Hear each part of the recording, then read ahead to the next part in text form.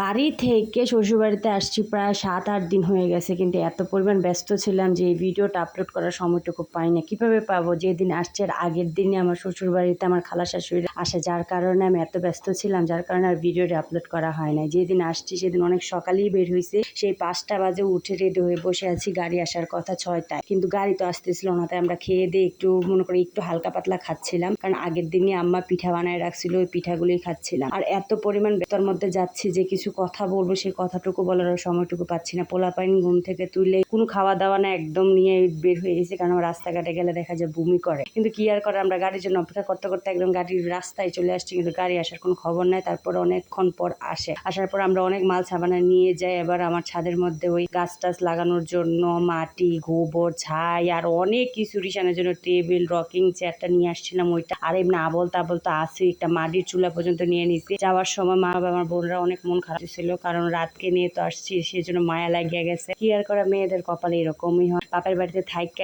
এত পরিমাণ সুখ করছি যে এখন যাইতে খুব কষ্ট লাগতেছিল। আর এবার অনেক দিন ছিলাম, প্রায় 25-24 দিনের মতো ছিলাম, কারণ এত টাইম আমার সচরাচর থাকা হয় না। কিন্তু থাকছি, আরো থাকার ইচ্ছা ছিল, কিন্তু শ্বশুরবাড়িতে মেহমান থাকার কারণে আমাকে খুব দ্রুত আসতে হয়। এসে এই যে মেহমানদারি শুরু করছি, কি বলবো, আসার পরই দেখি বাসায় মেহমান। তারপরে তারা ছিল আমার খালা শাশুড়ির মেয়ে, ছেলে, নাতিরা অনেক আসছে আর কি, ছিল 2-3 দিনের মতন। তো তাদেরকে তো একটু রান্না বাড়ি করে খাওয়াইতে হয়, কারণ আমার শাশুড়ি অসুস্থ হওয়ার কারণে কিছুই করতে পারতেছিল না, তাই আমাকে সবটা হ্যান্ডেল করতে হয়। আর সবচেয়ে বড় কথা, রাতকেও দেখার জন্য আসছে। আর আমরা নতুন বাড়িতে যেহেতু আসছি, সেই জন্যই আসছে। তো আসছে ভালোই লাগছে, কারণ আরো কয়েকদিন থাকার ইচ্ছে ছিল বাপের বাড়িতে, কিন্তু হয়ে ওঠে না। কোনো ব্যাপার না, পরের বার যখন যাবো ইচ্ছা আর পরের বার গেলেও হয়তো থাকা হবে না, কারণ রিশানকে আবার স্কুলে দিয়ে দেবো। স্কুলে দিলে তো জানোই, পোলাপাইন স্কুলে পড়াশোনা করলে আর মা বাবার ওভাবে আর বেড়ানো হয় না। কি আর করার, মেয়েদের কপালটা এরকম। আর তাছাড়া আমার যেহেতু ভাই নেই, আর মা বাবা যতদিন বেড়াবো ও ততদিনই, আর বেশি তো আর বেড়ানো যাবে না। কি আর বলবো, রাস্তায় আস্তে আস্তে খুব খারাপ লাগতেছিল। তার মধ্যে আমার মেয়েটা বমি টুমি করে একাকার অবস্থা। কি আর করবো, রাস্তায় বারবার রিশানাবু ফোন দিতেছিল যে এতক্ষণ লাগতেছে কেন, এতক্ষণ লাগতেছে কেন, কারণ বাসায় গিয়ে আমাকে নাস্তা বানাতে হবে, রান্না করতে হবে, যেহেতু আমি অনেক সকাল সকাল রওনা দিছি। কি আর করবো,